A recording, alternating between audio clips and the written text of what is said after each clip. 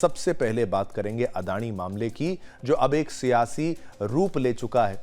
यूं तो कांग्रेस समर्थित विदेशी कंपनियां कई बार अदानी समूह पर कई तरीके से फर्जी आरोप लगा चुकी हैं, जिसके बाद कांग्रेस पार्टी अदानी समूह के जरिए प्रधानमंत्री नरेंद्र मोदी को घेरने की नाकाम कोशिश करती रही है। उसके बाद जब जब सच सामने आता है तो कहानी कुछ और ही निकलती है कि अदानी समूह पर लगे सभी आरोप फर्जी हैं या तो फिर निराधार हैं। कई बार कोर्ट ने भी अदानी समूह पर लगे आरोपों को खारिज किया है और इस बार की कहानी भी कुछ ऐसी ही है। जी हां, क्या है अदानी पर कोर्ट केस का असल मामला और क्या है इसके पीछे की सच्चाई, आज हम आपको वही बताएंगे। दरअसल भारतीय कारोबारी समूह अदानी ग्रुप पर अमेरिका के न्यायिक विभाग और सिक्योरिटीज एक्सचेंज बोर्ड ने भ्रष्टाचार का संगीन आरोप लगाया है। अमेरिकी एजेंसियों के अनुसार अडानी समूह ने भारतीय सरकारी अधिकारियों को रिश्वत दी और इसके जरिए पेश की गई झूठी तस्वीर से समूह ने अमेरिका में निवेशकों से पैसा लिया है। अमेरिकी एजेंसियों ने अडानी समूह के मुखिया गौतम अडानी समेत 7 लोगों को इस मामले में आरोपित बनाया है।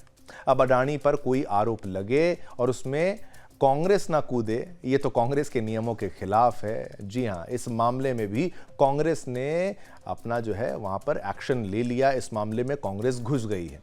कांग्रेस नेता जयराम रमेश ने भारत सरकार को घेरा है, लेकिन भाजपा ने भी इसका तगड़ा जवाब दे डाला है। भाजपा आईटी सेल प्रमुख अमित मालविया ने मुकदमे के कागजों के सहारे ही उनके जो तथ्य थे उन तथ्यों की बखिया उधेड़ी है और कहा है कि इतनी जल्दी अंतिम निष्कर्ष पर ना पहुंचा जाए, कोई फैसला ना ले लिया जाए और एक धारणा ना बना ली जाए जो डेटा उनके पास है उसके आधार पर, कागजों के आधार पर। विपक्ष ने अडानी भारत सरकार पर क्या कहा और अडानी पर यह आपको बता देते हैं। अडानी पर बुधवार को लगाए गए आरोपों के बाद कांग्रेस के राज्यसभा सांसद और मीडिया प्रमुख जयराम रमेश ने मोर्चा संभाला था। जयराम रमेश ने गुरुवार को एक्स जो कि पहले ट्विटर था उसके माध्यम से अडानी समूह और सरकार को घेरा है। जयराम रमेश ने लिखा, गौतम अडानी, सागर अडानी और अन्य के खिलाफ अमेरिकी अटॉर्नी कार्यालय ईस्टर्न डिस्ट्रिक्ट ऑफ न्यूयॉर्क द्वारा चालू किए गए मुकदमे में अडानी की आपराधिक गतिविधियों के बारे में चौंकाने वाली जानकारी सामने आई है। इसमें आरोप लगाया गया है कि उन्होंने 2020 से 2024 के बीच भारत के सरकारी अधिकारियों को $250 मिलियन यानी कि 2100 करोड़ रुपए से अधिक की रिश्वत दी है। 2000 करोड़ की जो बात कही जा रही थी, 2100 करोड़ का वो आंकड़ा है। जयराम रमेश ने आगे लिखा, मुकदमे में कहा गया है कि रिश्वत भारत सरकार के साथ सोलर एनर्जी सप्लाई करने का टेंडर लेने के लिए दी गई थी। इस टेंडर के मिलने से $2 बिलियन यानी 16,800 करोड़ से अधिक का मुनाफा होना होता।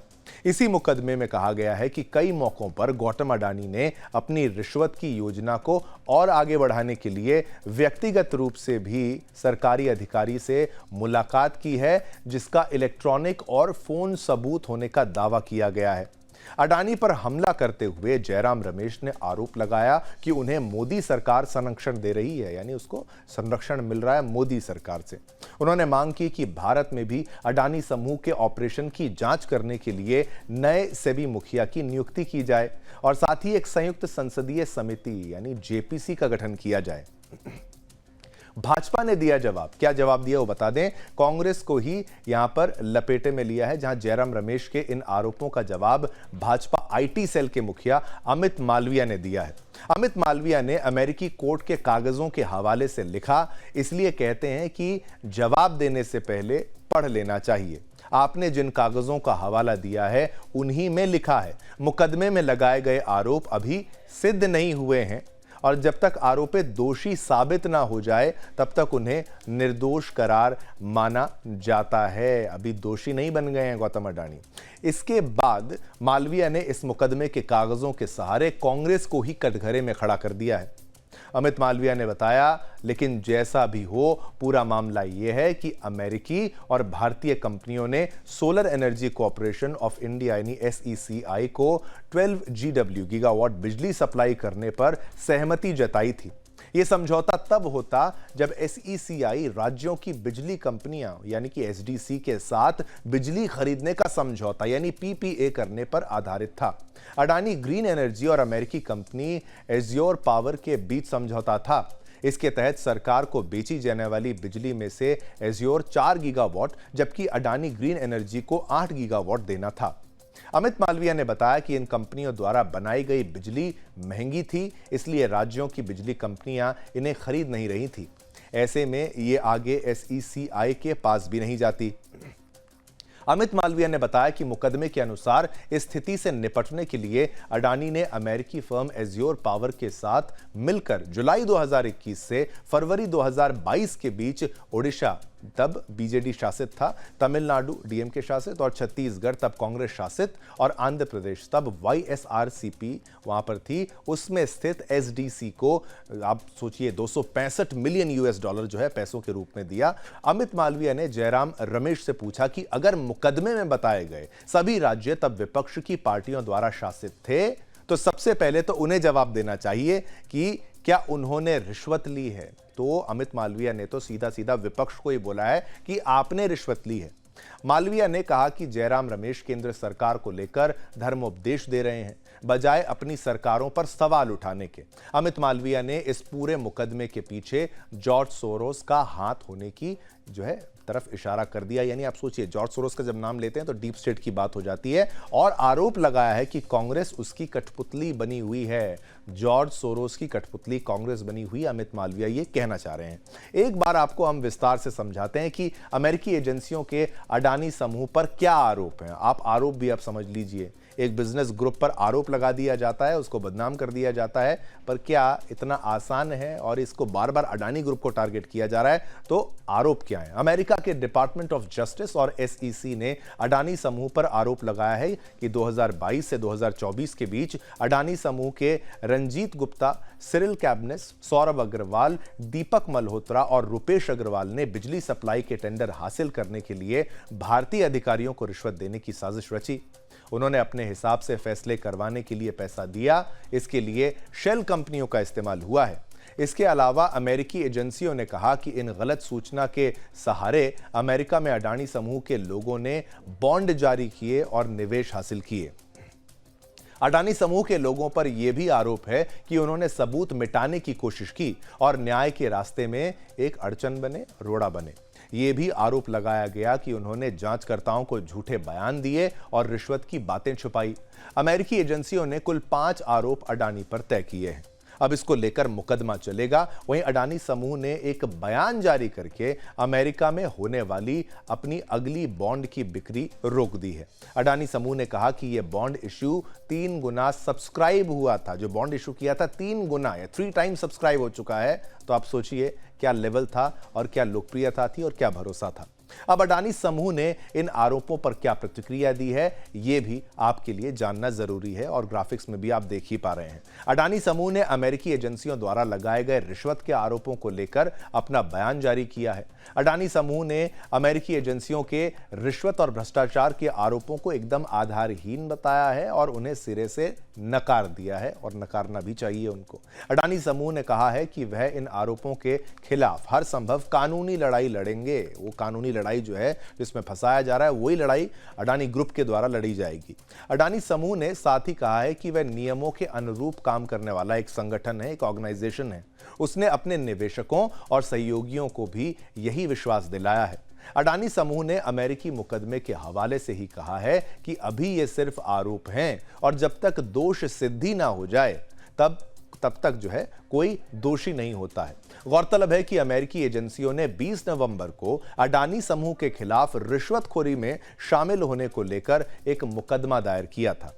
अब इस पूरे मामले पर बीजेपी सांसद संबित पात्रा ने कहा, आज सुबह से ही हम मीडिया में एक कंपनी से जुड़ा मामला देख रहे हैं। उस कंपनी के खिलाफ अमेरिका में केस चल रहा है, आरोप प्रत्यारोप चल रहे हैं। हमारा स्पष्ट मानना है कि जहां तक कंपनी और उसके खिलाफ मामले का सवाल है, कंपनी एक बयान जारी करेगी और अपना बचाव खुद करेगी, कानून अपना काम करेगा।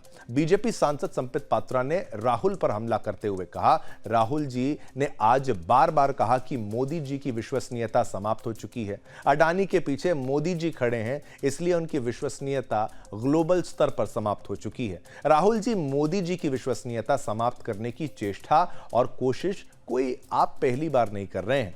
2002 से मोदी जी की विश्वसनीयता को समाप्त करने की कोशिश आपकी माताश्री और आपकी पार्टी लगातार कर रही है। हमारे देश से हजारों मील दूर दूसरे देश में आज सर्वोच्च नागरिक पुरस्कार उन्हें यानी पीएम मोदी को दिया जा रहा है। यह है मोदी जी की विश्वसनीयता। ना मौत के सौदागर से मोदी जी की विश्वसनीयता पर डेंट पड़ा और ना ही चौकीदार चोर है कहने से, क्योंकि देश की जनता जानती है कि कौन विश्वसनीय है और किसकी विश्वसनीयता नहीं है। क्या कुछ कहा है संबित पात्रा ने, आइए आपको वो भी सुनाते हैं। मुद्दा सामने आया है, सुबह से मीडिया में हम सब देख रहे हैं, एक कंपनी को लेकर उसके ऊपर कुछ केस है, यूएस में केस चल रहा है, आक्षेप प्रति आक्षेप है। हम लोगों का स्पष्ट मानना है, जहां तक कंपनी और कंपनी का केस का विषय है, कंपनी उस पर अपना स्टेटमेंट जारी करेगी, कंपनी उस पर अपना बचाव स्वयं करेगी। Law will take its own course. जी आप दीजिए। राहुल जी ने आज बार बार कहा मोदी जी की क्रेडिबिलिटी खत्म हो गई, मोदी जी आज से क्रेडिबल नहीं रहे, अडानी के पीछे मोदी जी खड़े हैं, इसलिए आज से उनकी क्रेडिबिलिटी ग्लोबल स्तर पे खत्म हो गई। राहुल जी कान खोल के सुन लीजिए, ये मोदी जी की क्रेडिबिलिटी को समाप्त करने की चेष्टा और कोशिश कोई आप पहली बार नहीं कर रहे हैं। सन 2002 से मोदी जी की क्रेडिबिलिटी को ध्वस्त करने की चेष्टा आपकी माताश्री और आपकी पार्टी लगातार कर रही है। मौत के सौदागर से तुम नीच हो, पाकिस्तान में जाकर मोदी को समाप्त करना है, से चौकीदार चोर है तक, ऐसे 100 गालियां मैं गिनवा सकता हूं जहां आपने कहा कि मोदी की क्रेडिबिलिटी खत्म हो गई है और मोदी के इमेज पर डेंट पड़ गया है। मगर राहुल जी, जब आप पीसी कर रहे थे और जब मैं पीसी कर रहा हूं, तो हमारे देश के आदरणीय प्रधानमंत्री नरेंद्र मोदी जी की क्रेडिबिलिटी आज इतनी हाई है कि हमारे देश से कोसों मील दूर, हजारों मील दूर दूसरे देश में आज हाईएस्ट सिविलियन अवार्ड उन्हें दिया जा रहा है। यह है मोदी की क्रेडिबिलिटी। ना मौत के सौदागर से मोदी जी की क्रेडिबिलिटी पे डेंट पड़ा, न चौकीदार चोर है कहने से मोदी जी की क्रेडिबिलिटी पे डेंट पड़ा, क्योंकि देश की जनता जानती है कौन क्रेडिबल है और किसकी क्रेडिबिलिटी नहीं है। देश की जनता सटीक भाव से जानती है। तो आपने देखा क्या आरोप हैं, क्या प्रत्यारोप हैं और क्या जवाब जो है दोनों तरफ से जो है वो दिया जा रहा है। चलिए, संबित पात्रा को हमने सुनाया, लेकिन इसी खबर पर पोल के माध्यम से जो प्रश्न हमने आपसे पूछा वो आपको बता दें कि अदानी के बहाने मोदी को निशाना बना रही है क्या कांग्रेस? हाँ और ना में जवाब देना है। 97% लोगों ने, 97% लोगों ने कहा हाँ, 3% लोगों ने कहा ना। बहुमत ये मानता है कि हाँ, अदानी के बहाने मोदी को निशाना बना रही है कांग्रेस।